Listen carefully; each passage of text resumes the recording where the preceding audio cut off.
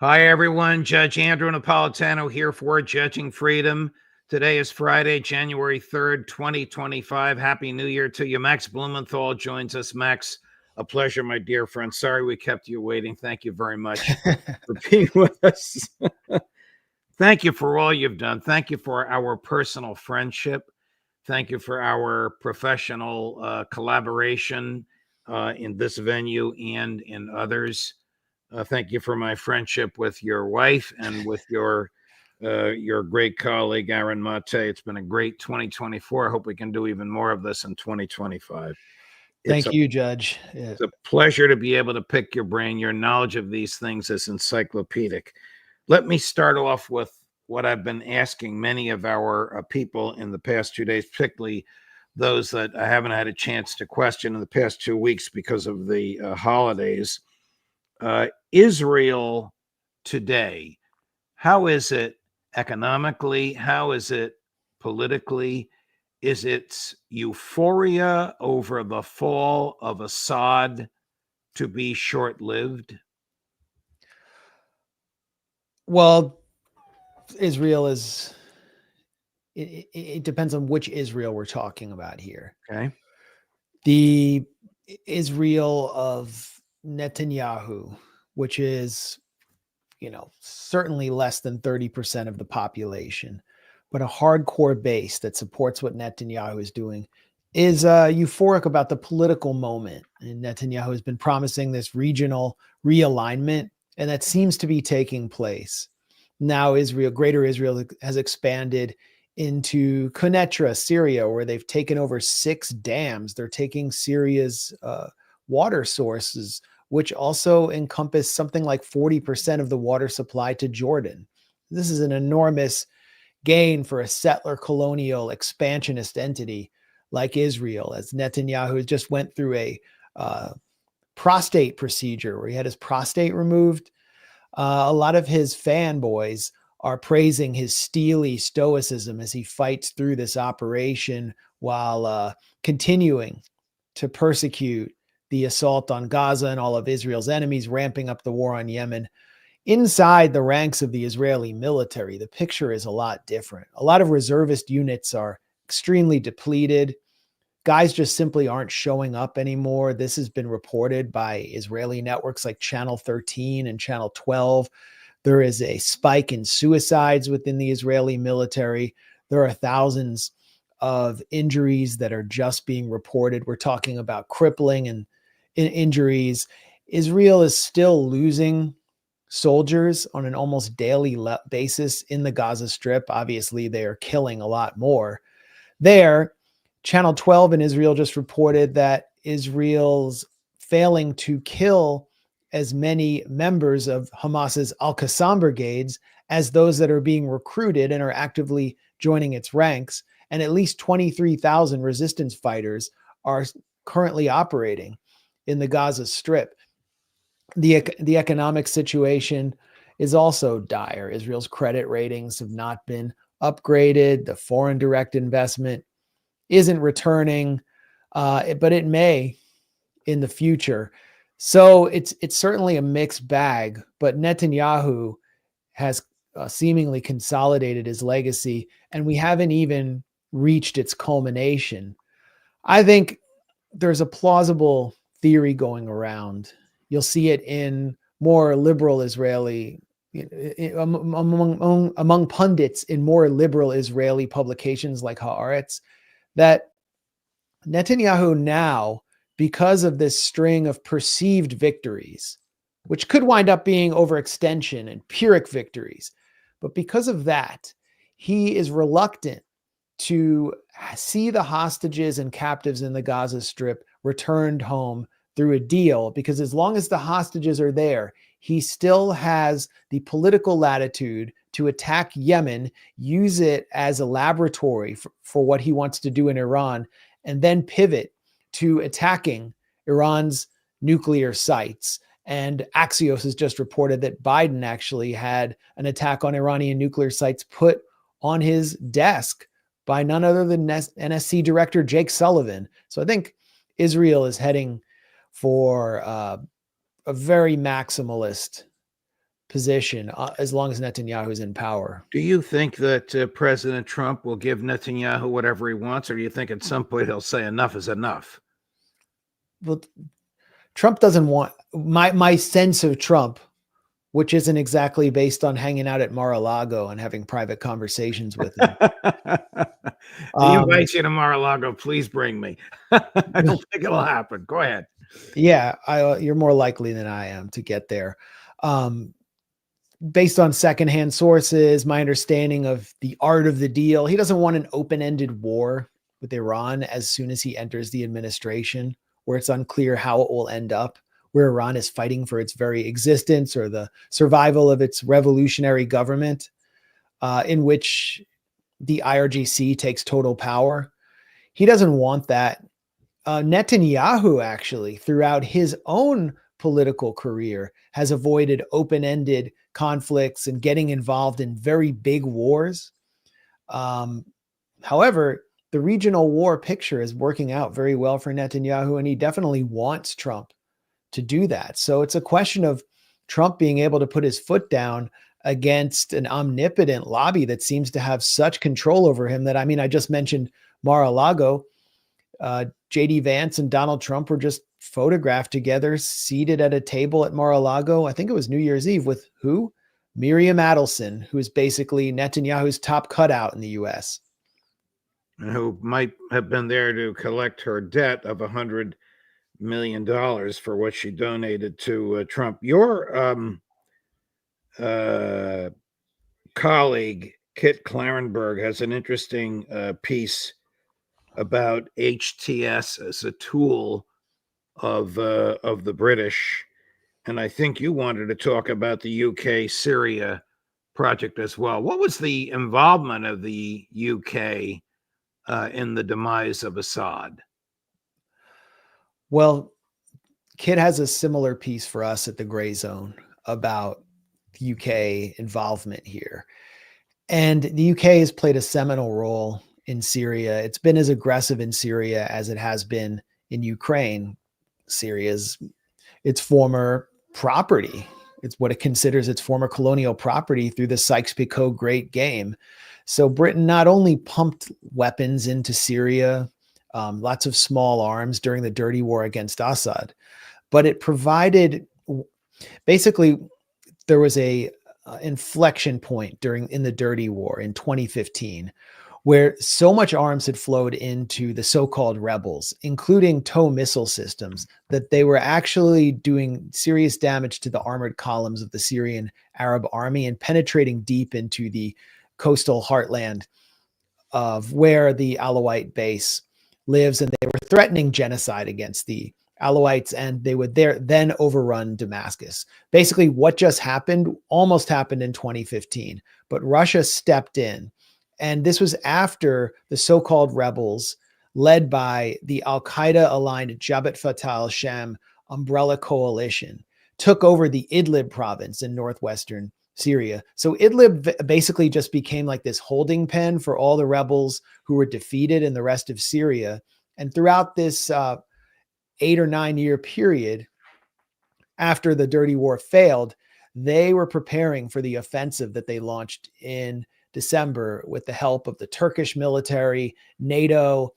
And what Kit documents is how when HTS, which is the rebranded version of al-Qaeda's local chapter in Syria, led by Mohammed Jolani, took power in Idlib, Britain stepped in to provide them with basically a parallel governing infrastructure, including supporting the Syrian White Helmets, also supported by the US and Qatar, basically as their MASH unit, but also as their propaganda unit to sell atrocity propaganda to the West, as well as the Free Syrian Police, which even the BBC have exposed as a parallel arm of al-Qaeda, basically feeding men to and from al-Qaeda's ranks under the guise of a free police force that was funded through bags of cash delivered by British intelligence. And then the whole propaganda apparatus that sprouted up in Idlib, it was paid for by British intelligence through the Foreign Office. And what they did was they conferred upon HTS a sense of credibility, like they were a viable government that could replace the Assad government. And HTS, in turn, did not attack any of these supposed moderate forces sponsored by the UK and US, because they knew that if they ever came into power in Damascus, the UK would follow, as we saw them do, and recognize them as the new de facto government, the Al-Qaeda Brooks Brothers unit. And it's happened. So if you consider it scandalous or dangerous that the former founder, the founder of Al-Qaeda in Syria, who is the former deputy head of ISIS, has just taken power through violence in Damascus, not elections or any real people's rebellion, and he has just been meeting with Foreign Office officials, the top State Department official handling the Middle East, Barbara Leaf, and just today, Annalena Baerbock, the foreign secretary of Germany, in a white pantsuit. If you think that's scandalous, this has been going on for years below the surface through a secret program, and Kate Klarenberg, I think, played a seminal role just now in exposing it. So the man who used to cut people's heads off and hands off, Jolani, here's what he looks and sounds like today. Chris, back to back, cuts number 1 and 2. Russia is an important country and is considered the second most powerful country in the world. And there are deep strategic interests between Syria and Russia. There are deep strategic interests between Syria and Russia. Syrian weapons are all Russian. Many of the power plants are Russian with Russian expertise, and there are great cultural ties between Syria and Russia. We do not want Russia to exit Syria, as some would like. Syria cannot continue without relations with a large regional country like Iran, but they must be based on diplomatic relations, respect for the sovereignty of the two countries, non-interference in internal affairs, and only relations that are compatible with the interests of the two countries without interfering in the matters of sectarian hatreds. We hope that the new American administration will not follow in the same approach of the previous administration in continuing these sanctions, and will lift them without entering into negotiations or bargaining. From Central Casting is training him and dressing him. Yeah, he's getting good press in the UK too. It looks like someone like Qatar or Turkey hired some PR firms. They're working with him. He first took on the Zelensky olive BDU shirt. Now he's wearing a 3-piece suit. He's even put on a tie, which is something uncharacteristic of an Islamist leader. It's considered a Western affectation. This is part of the advice. He's making nice sounds toward Russia, which still occupies the Hmeimim air base and has a naval base in Tartus, but it's begun moving its planes toward Libya, possibly as part of a deal.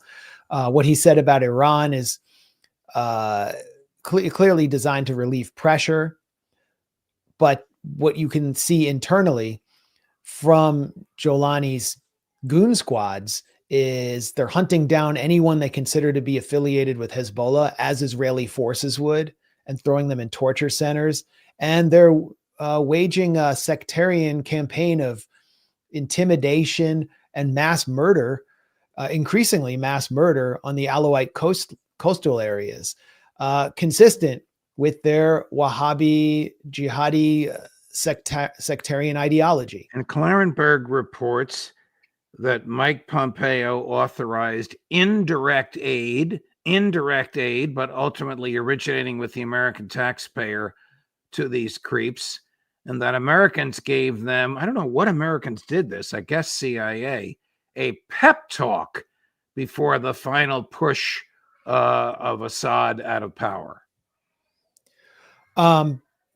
This was all, this all began in 2018 when the U.S., through secret channels, started rehabilitating Jolani as it prepared to make him the future ruler of Syria. And James Jeffries, who is Trump's point man on this project, was actually very close to Erdogan and Turkey, and has been throughout his career. But you can't put lipstick on a pig. I don't know. There's some other more kind of crude ways of putting it, But this is fundamentally an Al-Qaeda project, a Syrian Muslim Brotherhood project, which is not just sectarian, but is beginning to de-Arabize and denationalize Syria and sees it more as part of a broader Islamist nexus than as an actual country with people and citizens who can be pluralistic or even secular. Now, we can just look at what Jolani is doing with his own military when he's just appointed as top commanders in his defense forces a Uyghur from Xinjiang, China, an Albanian, and a Jordanian. And he's prepared to make the possibly 30% of his HTS military forces who are foreign fighters citizens of Syria. Meanwhile, he's ended Syria's secular education system and replaced it with an explicitly Ikhwani Islamist system and replaced words like homeland with Islam. So what he's doing is something that supports the Zionist project, which aims for a religious war between Jews and Muslims. Syria is no longer a country. It's simply a nebulous part of Islamic lands.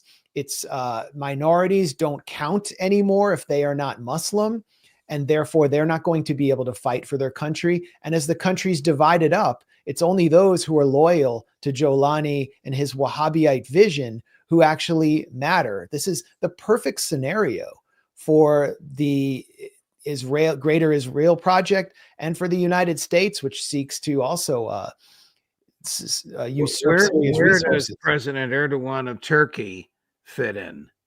Well, this is Erdogan's vision for the region. I mean, it's the Ottoman reconquest of large parts of Syria, like Aleppo, which began actually at the dawn of the Dirty War, when Turkey began stealing entire factories and shops from Syrian businessmen in Aleppo and taking them over the border into Turkey. But now Aleppo has basically been taken by Turkey. It's something that was always considered part of it by those with the Ottomanite perspective.